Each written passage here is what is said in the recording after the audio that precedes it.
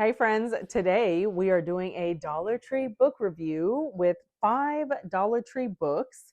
These are For Those Who Are Lost by Julia Bryan Thomas, Hester by Lori Lico Albanese, Watching from the Dark by Githa Lodge, Everything Is Not Enough by Lola, I can't pronounce that name, The Possibilities by Yael Love, and I'm excited to share these with you. So the trend in these books, for most of them, tended to be slow paced, calming, like slowly unravelly, which is typically not my vibe. I'm not gonna lie. I'm a thriller suspense kind of girl. I like excitement. I want you to like pull me in and just like make me desperate to make it to the end. It's hard for me to get through books like this.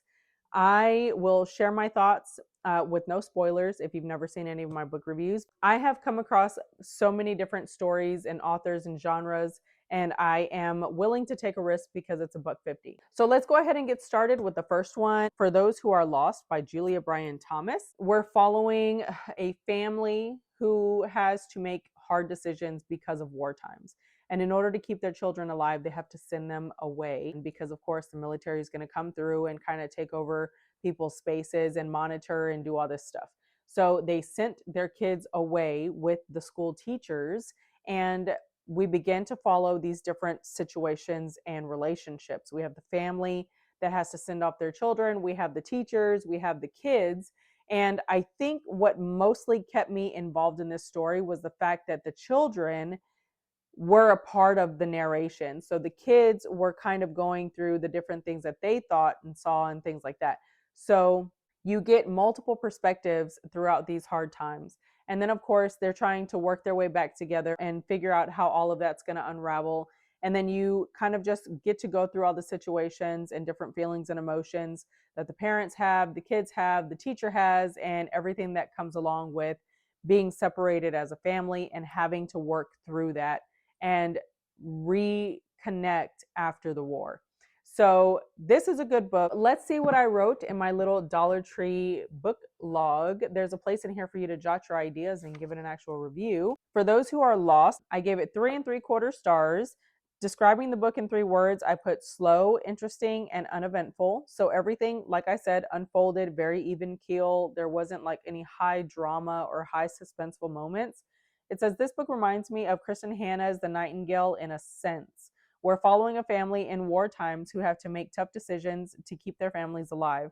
As decisions are made, we get into the lives of all of the people involved with the members of their families and by extension. No big events happen to create a sense of excitement or suspense. The story just calmly unfolds. We get to see all of the characters grow and follow as they are finding each other at the end of the war and dealing with the consequence of war. A good historical fiction book, if you're into slower paced kind of situations.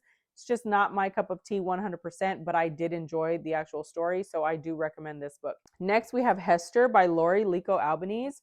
This one is really beautiful. I did pick up 2 of these. I got one for a giveaway. Now, even though I liked it, it felt very wordy.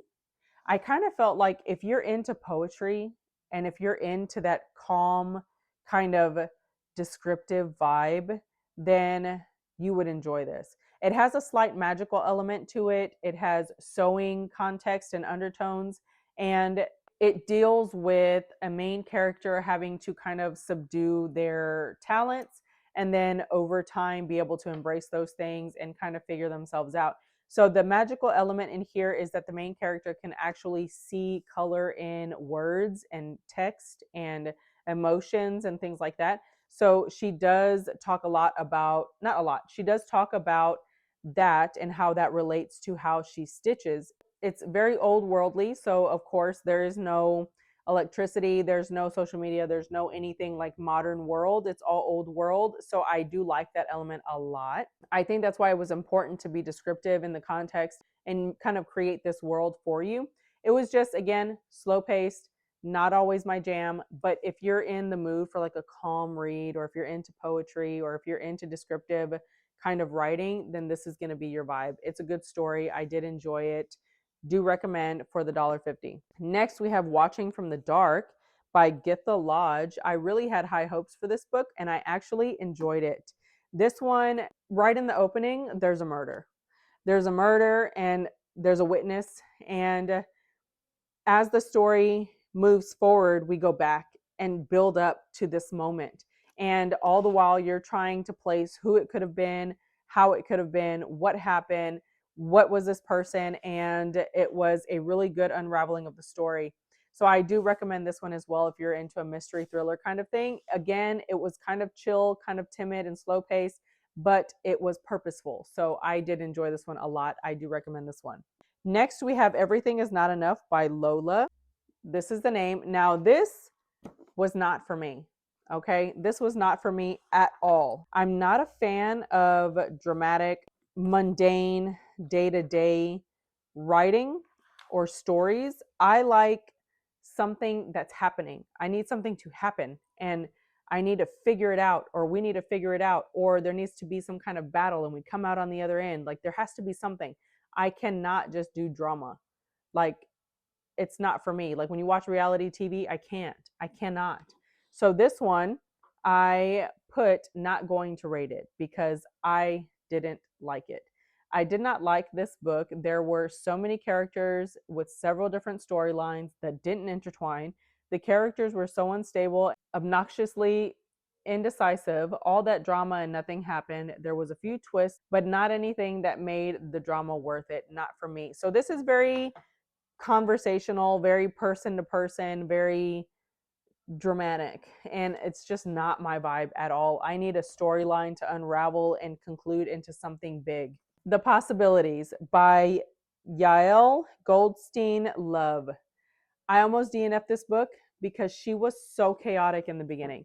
She was so chaotic, and I could tell there was something wrong, but it was happening and unraveling in a way that actually made you intrigued. Like you need to know what's wrong with her.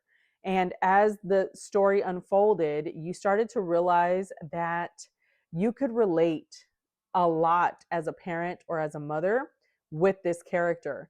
And it starts to unfold that maybe she's not crazy, because we start doing some timeline jumping and like some parallel dimensional kind of jumping, but not in an over sci-fi kind of way. The connections are made between you and the character, me as a mother, because you have mother's intuition.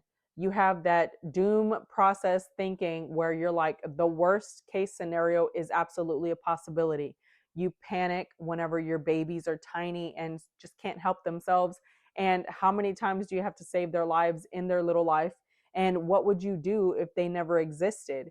Would you choose that life? Or if your child was different, would you still choose them? Like, it's just so crazy how this book takes parenting and all of that craziness that goes on in your head and puts it into a world and makes you relate to it. And it does feel crazy like that. It does.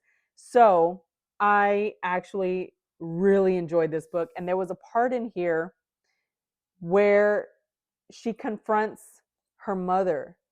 And as the story with her mother unfolds, oh my gosh. Let me show you what I wrote.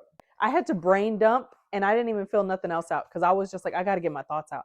Okay, so it says, I almost DNF'd this book. It felt like the main character was frustratingly confusing and unclear to get a visualization on, but the further I got into the story and the mystery unraveled, I began to completely relate to motherhood, the motherhood plot of it all. As a parent, we have mother's intuition, we have paranoid feelings, and the awareness that the worst case scenario is possible. We refuse to be controlled in our efforts to protect our children, and yet we're always faced with a human nature instinct to wonder what if they never existed. And for that instant, it creates a possible thought that we know that no other possibility without them is worth it. The ending was a tough realization because what if you had to choose between infinite possibilities? I put wow, wow, wow, amazing. So the ending of this book was just like, whoa. What if you had to choose? What would you choose? Which one would you choose? Meanwhile, the rest of them, like, oh my goodness, I can't say much without giving it away. Highly recommend this book. Get through the beginning of it because you start to understand why she feels crazy. It's such a good book. Okay, friends, so that is it for my 5 book stack from Dollar Tree. I will definitely be keeping the possibilities, and the rest of these will be going into my Pongo shop. My Pongo shop, I put hardcover books for $3.50, paperback books are $2.50. Feel free to check it out. It's Bates House Books. I loved this book. Amazing. And a super affordable find. So I have a few more videos to record for you guys, but that's it for this one, and I'll see you in the next one. Bye.